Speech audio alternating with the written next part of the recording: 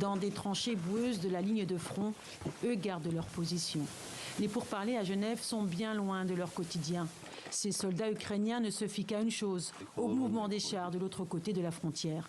Un accord avec l'ennemi russe, ils n'y croient pas beaucoup. Les accords avec la Russie ne valent rien. Le papier sur lequel ils sont signés non plus. Pendant ce temps, en Suisse, pas de table ronde, mais un face-à-face entre la Russie et les États-Unis. Des discussions tendues entre la vice-ministre américaine des Affaires étrangères et son homologue russe. Une nouvelle fois, Moscou assure ne pas vouloir attaquer l'Ukraine, ce qui laisse sceptique Washington. Les États-Unis demandent le retour des troupes russes dans leurs casernes, ce qui serait pour eux un signe de désescalade.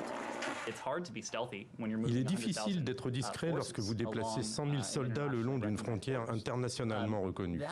Cela a été fait et est fait dans le but d'intimider et de mettre la pression. Mais pour l'instant, aucun signe de retrait. Moscou justifie le déploiement de dizaines de milliers de soldats par la présence accrue de ses rivaux occidentaux de l'OTAN.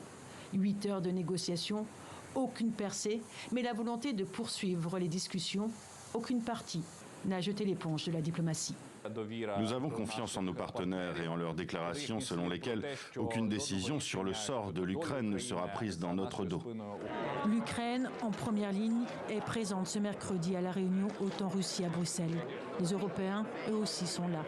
La Russie a déclaré que la situation n'était pas désespérée, mais qu'elle pouvait s'aggraver à tout moment.